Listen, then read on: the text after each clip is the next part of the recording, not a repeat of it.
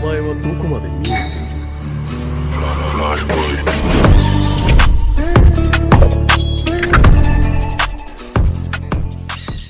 What's really good, people? Welcome back to the channel. It's your boy Rashad and we are back with a different kind of video. This is going to be my Arcane Q A video I've posted on my community page just to get some feedback from you guys about Arcane, see what kind of burning questions you had for me about the show now that I finished season 2. It's been one hell of a ride. And firstly, I just want to thank everybody that voted on the poll to watch this show, because it was something that was on my radar, but I had no idea how good it was actually going to be and how emotional and how I would connect with the characters and the story and the world itself. It was like jumping into Clone Wars for the first time again, and it was even now I'm getting choked up about it, just thinking about the events of what's happened. But thank you guys, because I thoroughly enjoyed that show. I still have some burning questions myself. I still have some things that I don't quite understand. I have done some research on it a little bit. I've checked out Reddit. I've watched other reactions to it as well to see what kind of things other people picked up on that I may not have picked up on. I've had some conversation with some very knowledgeable people in the community, just to get my head around some of the things that happened as well. So I think, yeah, this was the right time to put out this video. I don't actually know when it's going to drop because I am having some copyright issues at the moment with the finale, and I think episode 7 and 8 as well. Ideally, I want this video to come out after the finale has been aired on my channel. So I will upload this Q&A as soon as the finale is ready and available on the channel. Now, before I get into your questions, I'm just going to speak a little bit about what I've learned since watching the show. And the first thing, I think the major thing that I not misunderstood, but maybe I didn't catch at the end, is that Jinx is alive. Jinx lives, and I'm glad she does. If you do see the explosion at the end when she's with Wanda, there is a glimmer of pink. So the going theory is, as far as I understand it, is that Jinx used shimmer to get out of the way of the explosion, and you can see Caitlyn looking at Jinx's bomb remnants and schematics for the Hex Gate, where you can see the tubes coming out either side. So she could have escaped from one of those areas. And then the last shot of the show is an actual air balloon going off into the world, which Jinx said, I can't remember which season it was. I think it was season 1, where she said that she would ride one of those airships one day. I'm glad that she is alive, if that's the case. She was such a tragic character and probably one of my favorite characters of the show, to be honest. I didn't want her story to end in that way, but I also understood why it would end in her dying if that was the case. She was very suicidal that episode, and I think death was almost a relief to her. But the fact that she kind of escaped and got her own freedom and her own agency and went off to do whatever she wanted to do, I think that's a better ending for her as a character. But yeah, the common idea and the common theory amongst the fans is that Jinx lives. She did not die at the end of season 2. And I think it makes kind of for a more optimistic ending, if that makes sense, which I'm happy with. Also, that Heimerdinger might not be dead. Apparently he gets teleported to his homeworld or his homeland when he dies. His race, they don't die. They just get, I don't know, like respawned back home. I'm not quite sure on this. If anyone's clear on this, let me know in the comments. But that's what I've found so far. I'm checking through my notes now. I'm going to be reading from some notes during this Q&A as well, because there was a lot to go through. You guys gave me a lot of questions, and just to keep things a little bit more structured so I don't start waffling on, I've got some notes here on my laptop. So if you see me glancing down, that's what I'm doing. And I think the one other major thing that I kind of understood more after the show is Victor. Because I think one of my, not complaints, but one of my critiques about the show was that I didn't really understand why Victor was doing what he was doing. I didn't really understand his end goal. But if you see it from a point of view that Victor kind of died at the end of season 1, and everything else going forward was like a version of the Hextech AI. It was like an AI had taken over what Victor used to be, or was taking over what Victor used to be. And Victor was losing his humanity throughout season 2, to the point where he finally gave it up when Sky left him. I think that's what we're supposed to understand from Victor. So everything after Sky was completely not automated, but it was an AI using Victor's body as a vessel, rather than Victor making these decisions for himself. The Victor we knew was gone. I think they tried to visualize that. It went over my head at the time. I was still thinking, why is Victor doing this? What is he trying to achieve? He wanted to save the world and heal the world, fair enough, but to take it to this extreme seems kind of out of character, unless obviously he's been infected by some kind of matter that he doesn't really understand, but does kind of understand his wants and goals. It's just very extreme about them. I think that's what we're supposed to understand about Victor. There was a lot of conversation about it, and I'm still not 100% sure why Jace and Victor died at the end. Why Jace was alone at the Hex Gates. It was a bit confusing for me. So that kind of gives me an idea of why Victor would be doing what he was doing, but I still am unclear in certain aspects of what was going on there. Part of that may be just because I really, really enjoy the characters. I really, really connected with those characters, and to see them just disappear at the end like that, without really any reason as to why or any explanation as to what happened, it kind of hurts and makes me kind of then do the theory crafting, and maybe that's what the point was. But I do like the fact that they were together, they were on the same page at that moment, and they decided to end things together. I did like that. That was very, very good. I guess the only other thing that I learned after watching the show is also that season 2 was not as widely received, well received, I should say, as season 1. Now, and I myself had some issues with season 2. Caitlyn's behavior was crazy towards the beginning or middle of the show. Some decisions that the characters were making didn't make sense to me. I still, to this day, do not understand what Hextech and the little balls and the energy that they give off. I do not understand what they do. I know that they can be used for various different things, but their actual purpose and what they were created for, or what they exist to do, I don't know. I know that the Hex Gates obviously allow travel over vast distances, and they use Hextech to create those. But it seems like Hextech is just science that can do anything, basically, from what the show is trying to tell me. And I don't know if that's quite true. It just seems like something that they created that whatever you want to do with it, you could do with it if you put your mind to it, sort of thing. And I don't know if that is the case. That's what it seems like. So it's a bit strange that even after 2 seasons, I don't really fully understand what Hextech is. As I said, I've been going through Reddit and I've been going through reviews and I've seen other reactions to it. And a lot of people thought that the second season was a lot messier than the first, which I can kind of agree to. Maybe that's why I have still so many burning questions. I didn't feel like it was as messy while watching, but I could see things happening, and I understand. I felt like, or I remember feeling like I didn't know how it was going to end or how they were going to wrap up so many different things in the last couple of episodes. I also was still confused about Isha's sacrifice, because that was probably, and I'll talk about that a little bit more in a little bit, but Isha's sacrifice seemed very, very, not anticlimactic, that's not the word to use. I didn't really see the point of it. It seemed very pointless because she didn't actually achieve anything with her sacrifice. So it seemed like she sacrificed herself for no reason. Now, a lot of people were saying that she was trying to save Jinx. She was trying to save Vi.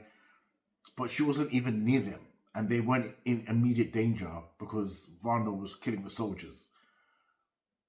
And I'm talking just from a blocking point of view, when you see the characters on screen. if they were supposed to be in danger, they should have been in more immediate danger of Wanda. Do you see what I mean? They should have been fighting him maybe, or in close proximity where he could just attack them. They weren't. Vi was getting away. Jinx was actually going back for Isha because she was like, what are you doing, girl? I even thought she was trying to, like, to me, it seemed like she was trying to stop Wanda. Now, you can see throughout the episodes that they had kind of a close relationship, and it was sad to see that she wanted to stop him herself, and maybe that was part of her reasoning for going off and doing that. But the way that the show executed that scene made it seem like she went over to kill him or to stop him from rampaging and ended up blowing herself up. But as we know, Wanda didn't die. Jinx and Vi weren't in danger after this. And all it really did was send Jinx into a depression spiral. So that's why I was kind of confused about, like, and don't get me wrong, that moment is probably one of the most impactful moments in the show. I got so emotional. I'm getting emotional thinking about it now. But the way that the scene was executed made the sacrifice feel less heroic and more pointless, or like it didn't amount to anything. And I know obviously Isha's not going to know that he's going to survive that, but it's like, and she's a child obviously, but it was just weird to me, if that makes sense.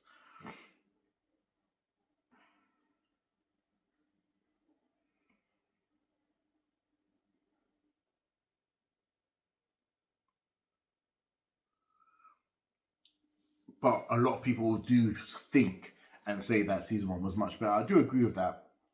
But I also think that the fact that it's new and it's bold and you're just getting into the world also adds on to that kind of feeling.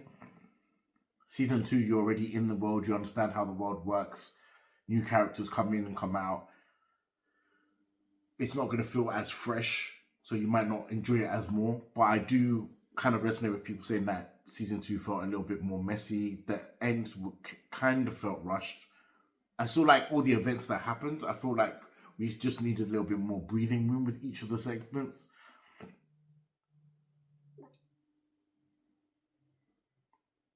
And I don't hate season 2 at all. And I know a lot of people sometimes, and I can see that some people did hate it.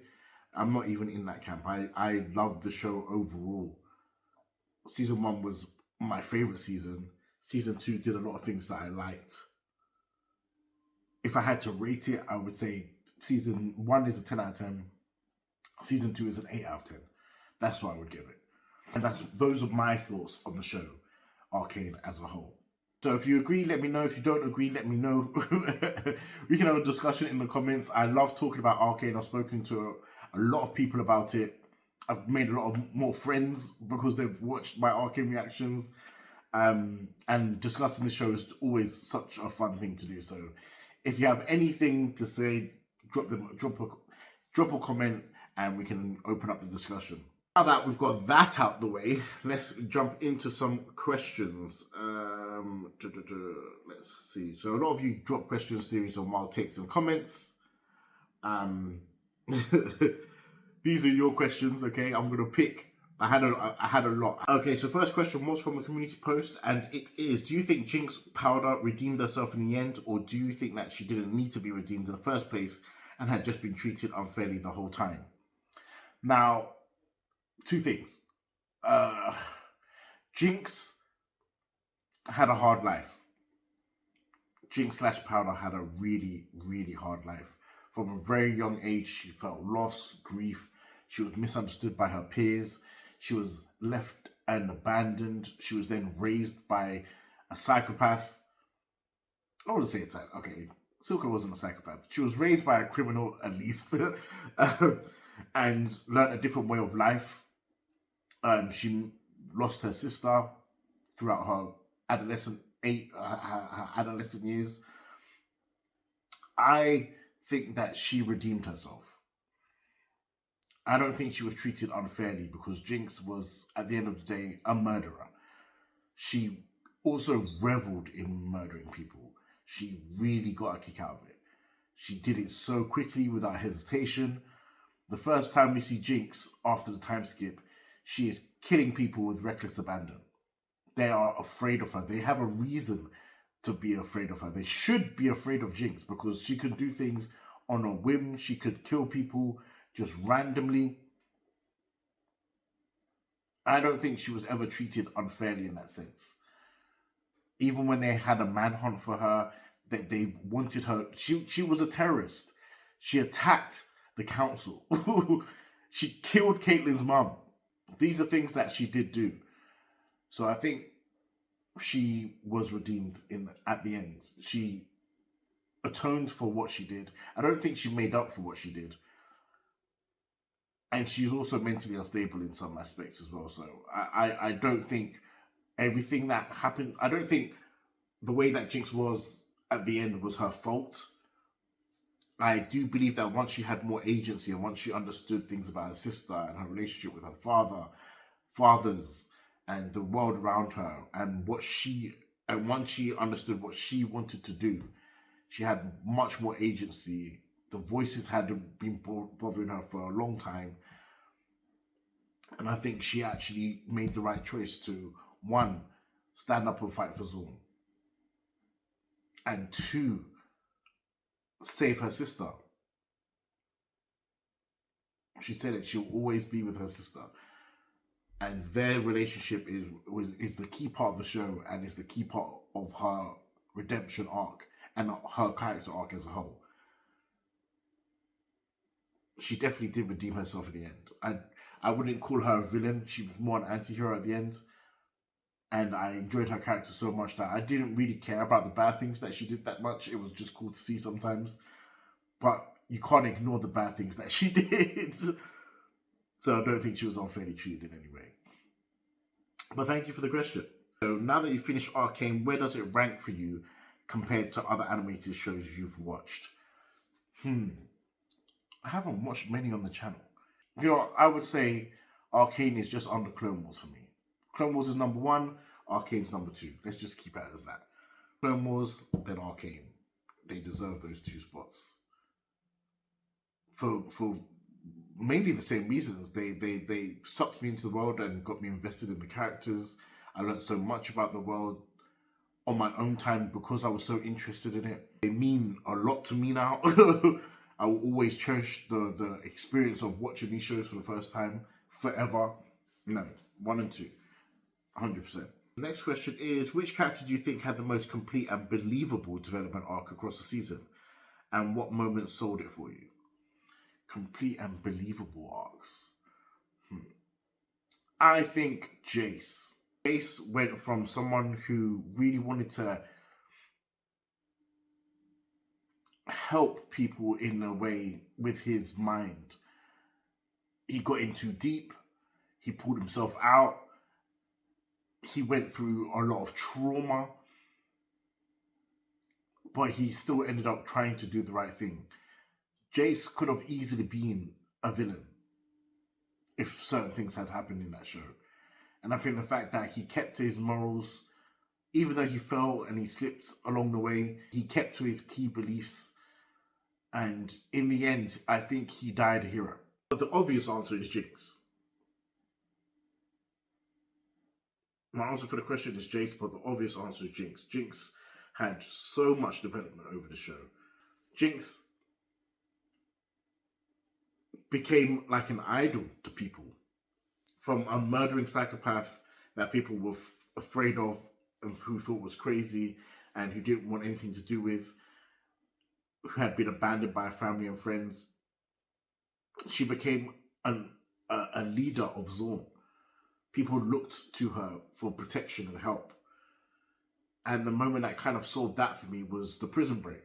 That scene at the end of the prison break where Jinx is letting the people of Zorn out of the cages and they're there just with their blue hair, they're just watching her. And they pass by her, they look at her, but she understands what she means to the people. Getting emotional again. That sold it for me.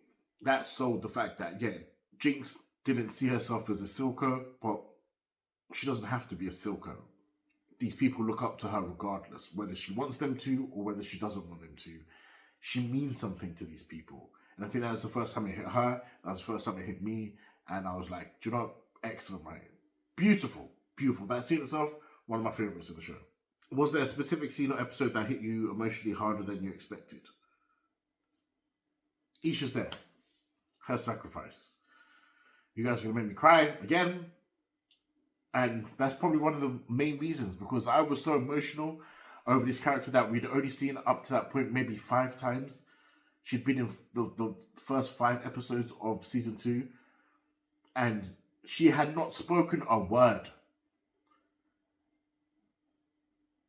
I think that's powerful in itself. Writers had endeared us to this character, this young girl who had not even spoken a word, but we cared so much about her. Watching reactions, people are like, if anything happens to Isha, nothing better happens to Isha, she better be safe. I never thought her dying was an option or something that could happen. I thought she had plot armor because she was a kid, because she was Jinx's friend. And the fact that she sacrificed herself in that beautiful scene, the way that was edited, the way that the music played, the way that it was animated, her final gunshot at the end, the sign that we've seen her do before. It was beautifully done. And devastating. Absolutely devastating. I don't think I cared about Isha more than I cared about her in that moment, if that makes sense. Throughout the entire show, her sacrifice is the most that I cared about that character. Not saying that I didn't care about her at all before, but it was the most that I cared about her character in that scene. I think it was a shock to so many people. I'm still thinking about it now. And what's also funny is that I had been watching AMVs of Expedition 33, and there is one called The Line. And I have listened to that song and watched that AMV hundreds of times. And I was watching it around the time of that episode. So when I heard The Line played in episode 8, I think it was, I had thought I'd heard it before from Arcane, but I hadn't. It's from YouTube. It's from an AMV or Expedition 33. And for some reason, every time I think of Isha's sacrifice, that song plays over. Even though the song that was playing was great, that song plays in my head, and I don't know why. So I associate The Line, especially the live performance, with Arcane, and now with Expedition 33. But apparently I had seen it beforehand. So I think there's a time in the reaction where I'm like, oh, not this song again. I'd never heard it in Arcane before then, which is crazy. It's just, now that song is now synonymous with these 2 properties, these 2 IPs, and I'll never forget it because of that. That song I've played thousands of times now. So good. Please Let Me Go. I think that's what it's called. Those 2 songs just stand out for me when I think about Arcane.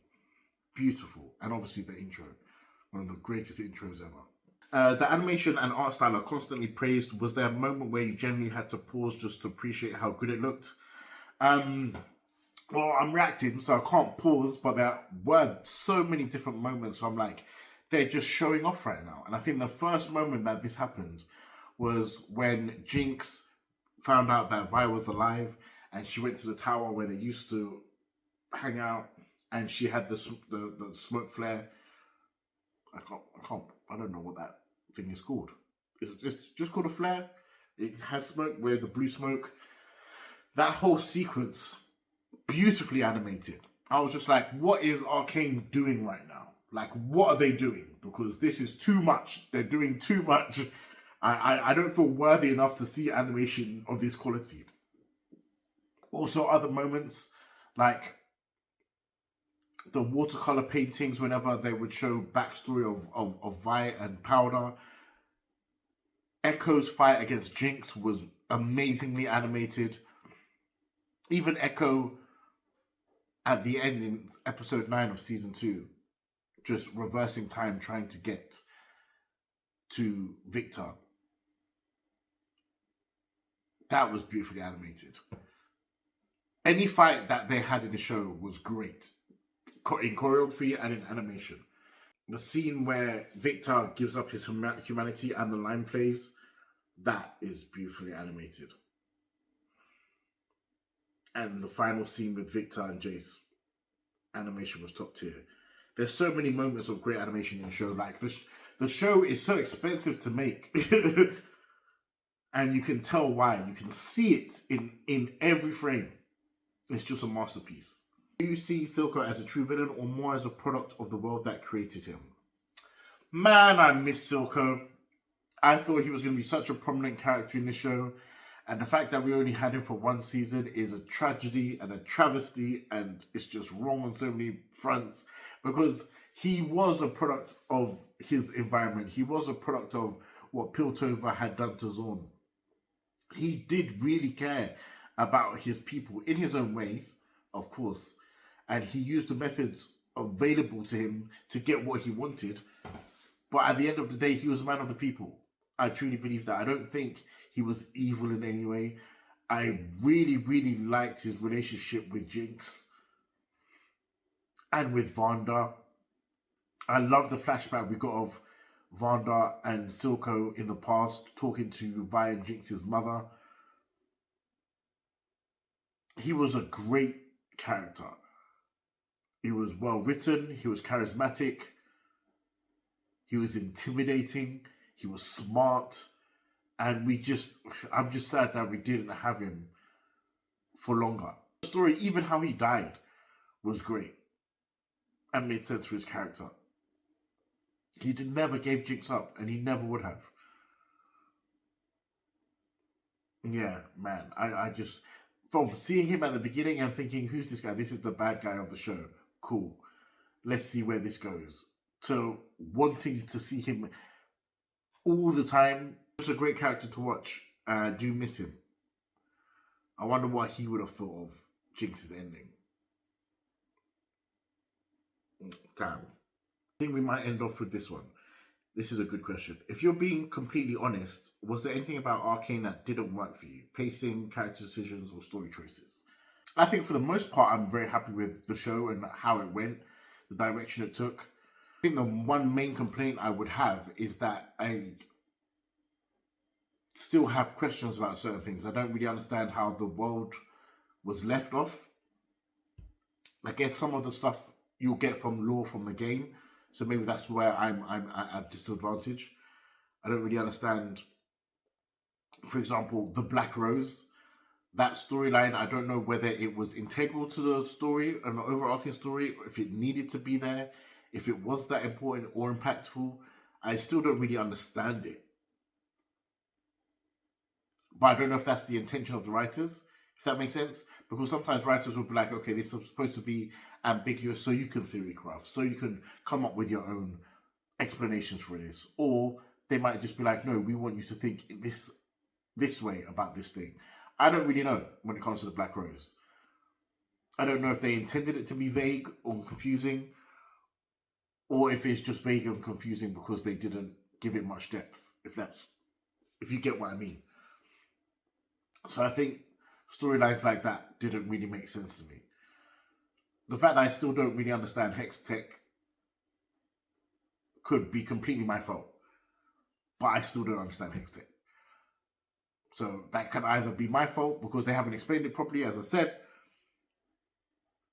or it's something that I went over my head and I just missed out on. So I don't know in that sense. But those are the things I would say.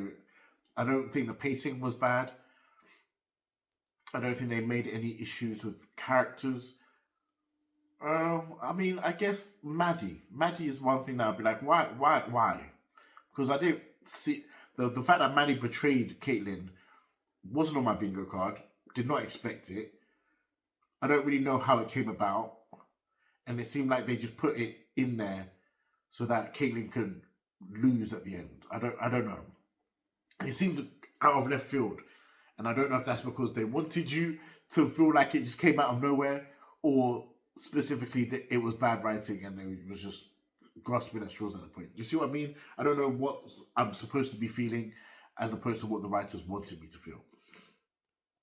But those are the three things. Maddie, Hextech, Black Rose. They didn't work 100%, and I'm not quite sure why. If there are any explanations for those three things, please, I'm happy to talk about them in the comments. So let me know. I think those are all the questions that I have from you guys. This has been fun. I do like doing these Q&A videos once in a while when a show really, really resonates with me, or have a lot more to talk about after the show's finished.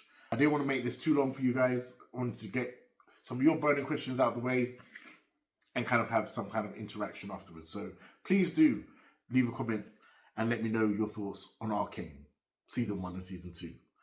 Anyways, guys, thank you very much for taking your time out to watch this video. Remember to like, subscribe, and drop a comment. And it's different from my usual outro, but if you're new to the channel, go check out my Arcane reactions. Go check out my Clone Wars reactions. I have so many, over 700 videos on my channel. And a lot of shows are finishing right now. Vinland Saga, Cyberpunk, Edge Runners, My Hero Academia is finishing. A lot is coming to an end at the end of this year. So please, go show some love. And I'll see you on the next one. Peace.